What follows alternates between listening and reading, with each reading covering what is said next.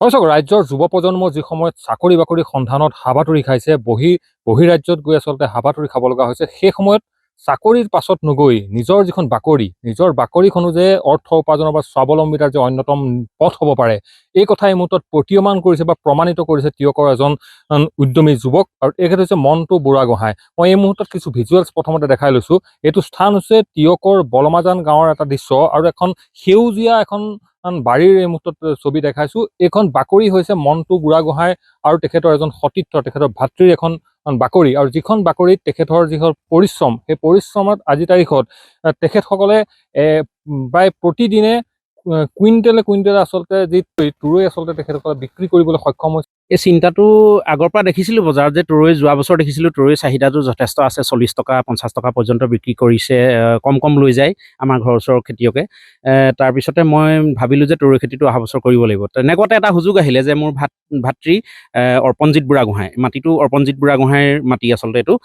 তেওঁ কি কৰিছিলে, এই মাটিটো অলপ ওখ কৰিবলৈ চেষ্টা কৰি মানে 500 গাড়ীমান JCB লগাই, টিপাৰ লগাই ইয়াত 500 গাড়ীমান মাটি ভৰাই দিলে। ভৰাই দিয়াৰ পিছত মোক ক'লে যে মণ্টুদা কিবা খেতি কৰিব পাৰি নেকি সেইডৰাত।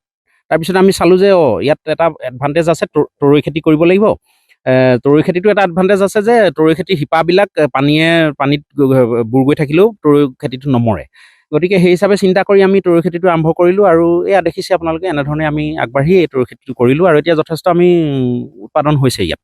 নিশ্চিতভাৱে চাওক, এটা প্ৰসংগ কিন্তু এই মুহূৰ্তত আহিছে, যিহেতু আপোনাৰ লগত আমি যিখিনি কথা বতৰা হৈছোঁ, কথা বতৰা আপুনি যিটো কথা কৈছে যে মূলতঃ জৈৱিক পদ্ধতিৰে গোটেই খেতিটো আপুনি কৰিছে, কিন্তু আজিৰ তাৰিখত যি বজাৰমুখী আচলতে কাৰবাৰ, সেই কাৰবাৰটোত যদি দেখা যায় যে উৎপাদনৰ কথাটো মূলতঃ আহে, কিন্তু উৎপাদন যদি নহয়, পৰ্যাপ্ত যদি উৎপাদন নহয়, আপুনি বজাৰলৈ আপুনি মূলধন আচলতে উঠাবৰ কাৰণে অসুবিধা হয়। আৰু যিটো ক্ষেত্ৰত আজিকালি যিসকল কৃষক অভিযোগ আছে, কৃষকসকলে অত্যাধিক কিন্তু ৰাসায়নিক সাৰ প্ৰয়োগ কৰে।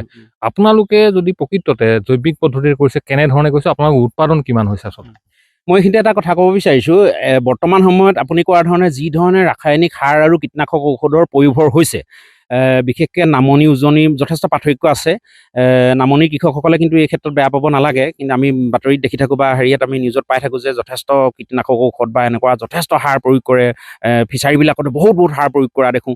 কিন্তু সেই হিচাপে চাবলৈ গ'লে আমাৰতো আমি 100% জৈৱিক নহ'লেও, কিন্তু কাৰণ অজৈৱিক পৰিৱেশত আমি কৰিছোঁতো, চাৰিওফালৰ পৰা বতাহত হেৰি আছে, সম্পূৰ্ণ 100% জৈৱিকটো এটা বেলেগ বস্তু, আমি সেইটো জানো। 100% জৈৱিক হ'বলৈ হ'লে কোনো ধৰণে ইয়াত ৰাসায়নিক হেৰি আহিবই নালাগিব, বতাহতো আহিব নালাগিব। গতিকে কিন্তু আমি এতিয়া কৰিছোঁ, ইয়াত কীটনাশক ঔষধৰ আমি প্ৰয়োগ কৰা নাই। দ্বিতীয় কথাটো হ'ল, আমি সাৰটো ইয়াতে দিছোঁ আমি ব্ৰইলাৰ গোবৰ যথেষ্ট আমাৰ ইয়াত ফাৰ্ম আছে, ব্ৰইলাৰ ফাৰ্ম। সেই ব্ৰইলাৰ ফাৰ্মৰ পৰা আনি পেলনীয়া সেইখিনি আচলতে তেওঁলোকৰ কাৰণে সেইটো সমস্যা হয়। গতিকে তেওঁলোকৰ কাৰণে সমস্যা হোৱা বস্তুটো আমাৰ কাৰণে সম্পদ হৈ আনি পেলানি ইয়াত দিয়াৰ লগে লগে দেখিছে এই তুৰৈ গোটেইখিনি সেউজীয়া হৈ আহি আৰু যথেষ্ট উৎপাদন গাঁঠিয়ে লাগিছে। আৰু তুৰৈখিনি এনেকুৱা হৈছে, এদিন যদি মাজত আমি নিচিঙো, তেনেহ'লে তাৰ পিছদিনা দুদিনৰ আঁতৰত ছিঙিবলৈ হ'লে মানে বৰ ডাঙৰ হৈ যায়, আৰু বজাৰত উলিয়াবলৈ বিকিবলৈ দিগদাৰ হৈ যায়।